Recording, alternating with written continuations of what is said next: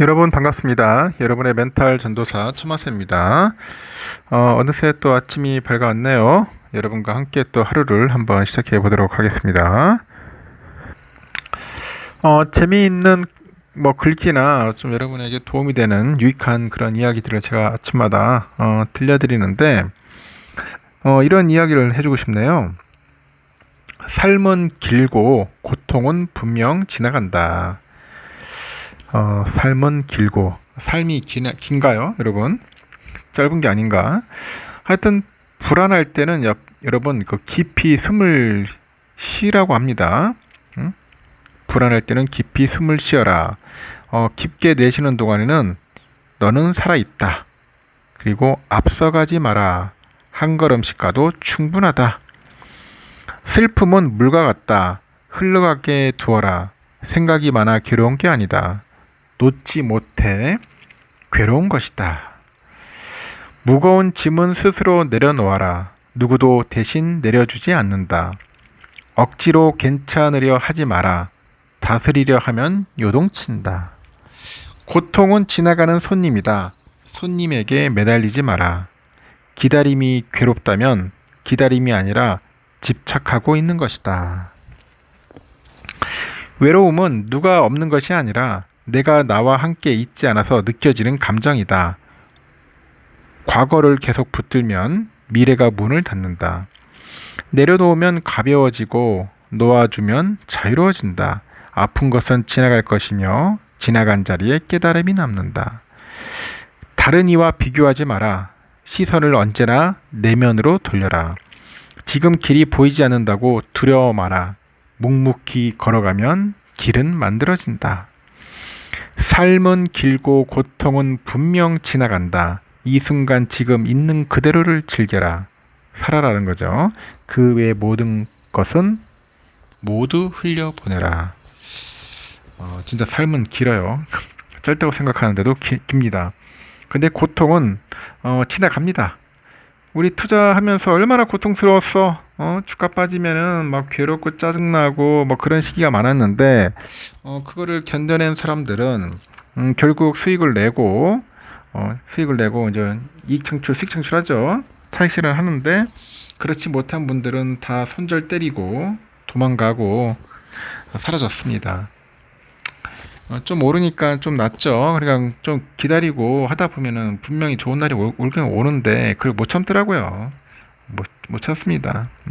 고통을 견뎌내고 흘려보내야 하는데 그렇지 못한 분들이 많아서 갑자기 생각이 나네요. 힘내십시오. 여러분 원하는 만큼 꼭 수익 실현, 차익 실현 하시기 바랍니다. 미국 금리가 임박했다는 기대감 때문에 금값이 요즘 온스당 3,600달러를 돌파해가지고 사상 최고치 경신했고 간밤에 국제 금값 상승폭은 1979년 오일 쇼크 이후로 최대폭을 기록을 했네요.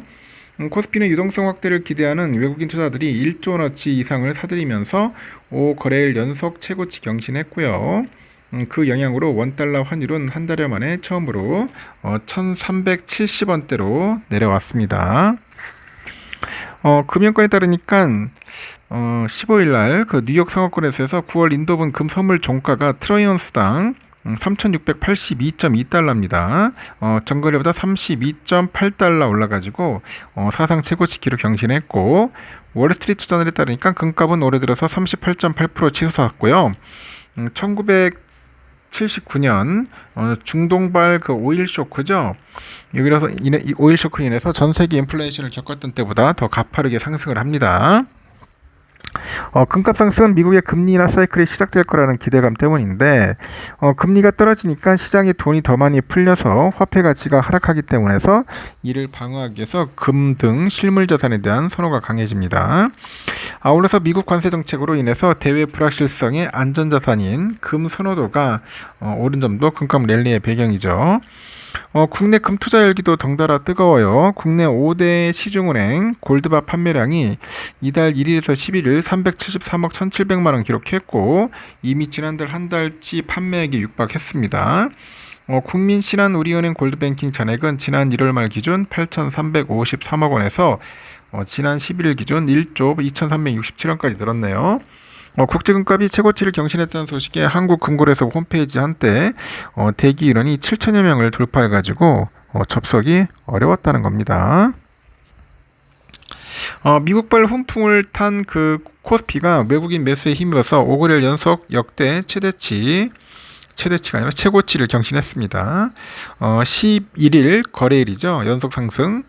코스피는 어제도 3,421.13 출발해가지고 전장보다 1.24% 올라서 3,449.6에 장을 마쳤는데 한때 장중에 3,452.5를 찍고 전날 역대 장중 최고점 넘어섰습니다. 그리고 시가총액 상위 종목들 대부분 상승했죠. 삼성도 오르고 다 올랐습니다. 코스피에서도 외국인들이 1조 원 넘게 사들이고 기관애들도 한 2천억 정도 순매수했고 금리 일하게 접어들었던 확신을 바탕으로 한국뿐 아니라 미국, 일본 등 주요국 증시도 최고가 행진을 가고 있더라. 지금 난리다 난리. 난립니다. 하여튼 삼성전자랑 하이닉스가 나란히 신고가를 기록해서 국내 증시를 주도를 한 겁니다. 하여튼 좋아요. 그 증권가는 메모리 반도체 업황이 예상보다 우호적으로 전개되고 있다.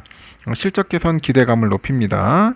NH투자증권 삼성전자 목표주가 94,000원 상향 조정, 하이닉스 목표주가 395,500원. 그리고 삼성전자가 그 파운드리 고객사 확대와 HBM 승인까지 확보한다면 추가 상승 모멘텀이 가능하다는 거죠. 그 하이닉스 역시 시장에서 긍정적인 평가를 받고 있는데 경쟁사가 엔비디아 공급망에 진입하더라도 원가 경쟁력과 기술 측면에서 우위에 있다는 전망이 있습니다. 특히 HBM 솔리드 스테이트 드라이브 수요가 견조하게 이어지고 있는데 이런 가격 상승세도 지속될 가능성이 높다는 거죠.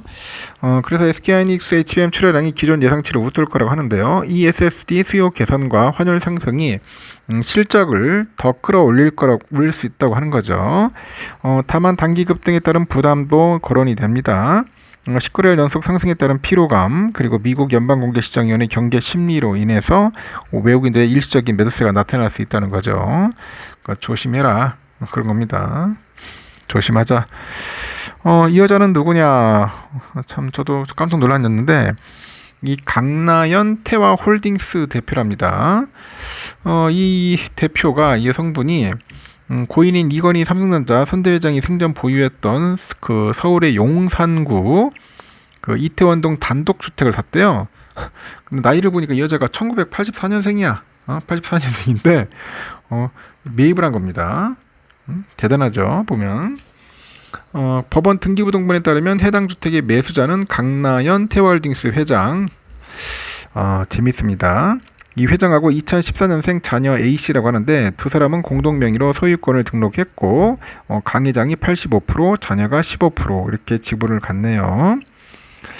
지난 6월에 매매 계약을 체결한 뒤 약 3달 만인 12일 잔금 완납하고 소유권 이전했답니다. 근저당권 설정이 없는 것으로 봐 전액 현금이다. 이번에 거래된 단독주택은 매매가 228억 원에 달한답니다. 대단합니다. 대지 면적 325평, 연면적 150평 정도 되는 거 봐요.